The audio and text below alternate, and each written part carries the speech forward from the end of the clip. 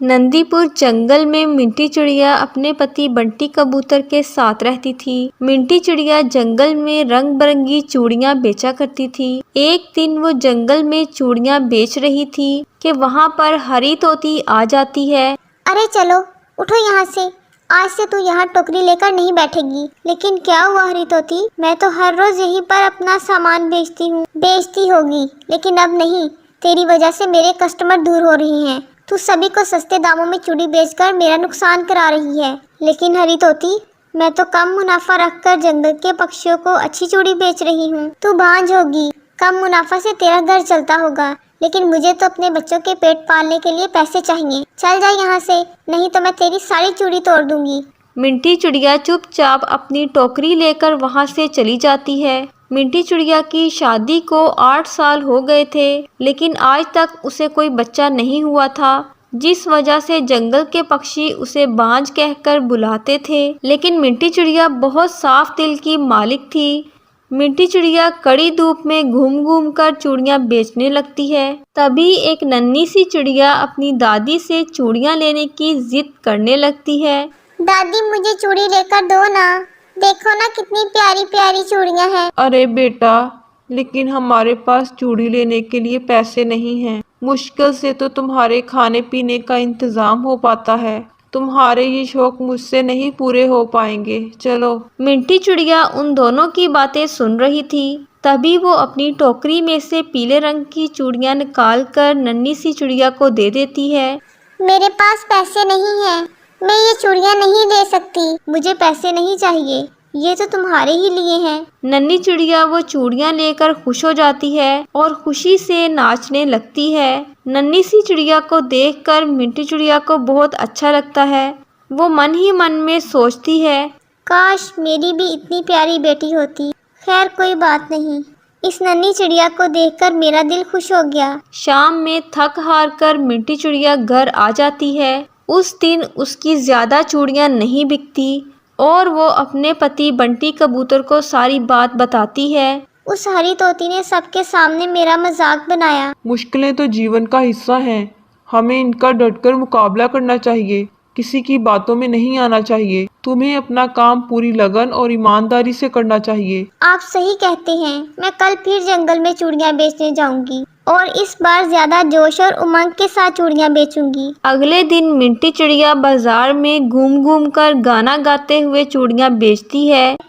चूड़ी ले लो चूड़ी, रंग बिरंगी प्यारी प्यारी चूड़ी, सुनहरी पीली लाल और हरे रंग की चूड़ी, सबके मन को भाने वाली चूड़ी, चूड़ी ले लो चूड़ी। कुछ ही देर में उसकी सारी चूड़ियाँ बिक जाती हैं और वो घर चली जाती है। ये देखकर हरी तोती को बहुत बुरा लगता है। इस मिंटी चिड़िया का तो कुछ करना पड़ेगा।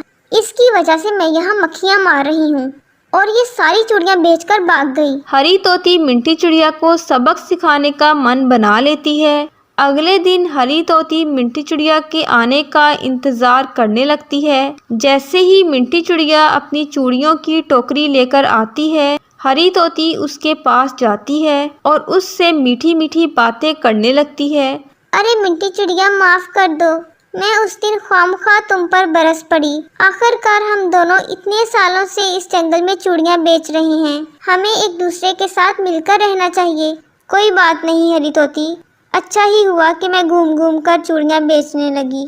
मेरी चूड़ियाँ पहले से जल्दी बिक जाती हैं। हरी तोती मिंटी चिड़िया को बातों में उलझाकर उसकी चूड़ी की टोकरी से अपनी चूड़ी की टोकरी बदल लेती है और हरी तोती चूड़ियों की टोकरी को उठाकर चली जाती है। अच्छा मिंटी चिड़िया, मैं चलती हूँ।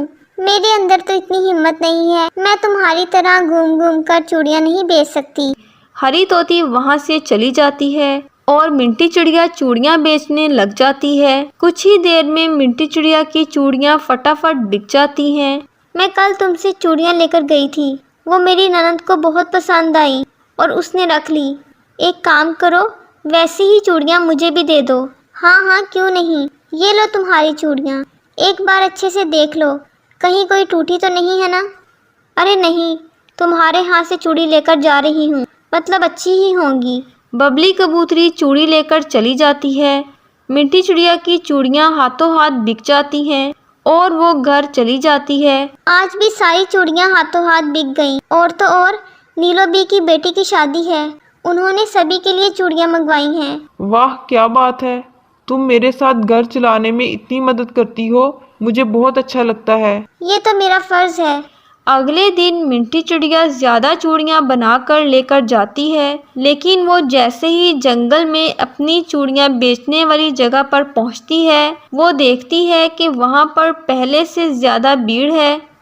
लगता है कि ये लोग मेरी चूड़ियां लेने के लिए खड़े हैं। जैसे ही मिंटी चिड़िया वहां पहुंचती है, तभी जंगल की सभी पक्षी चिड़िया उस पर टूट पड़ती हैं और उसे खरी खरी सुनाने लगती हैं। ये कैसी चूड़ियां दी हैं तुमने?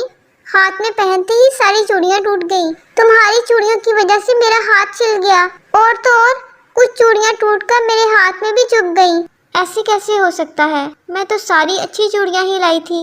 हरी तोती कोने में खड़े होकर हंस रही थी। मिंटी चिड़िया समझ जाती है कि ये सब हरी तोती का किया धरा है।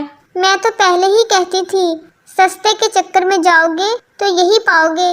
इससे अच्छी तो मेरी चूड़ियां हैं।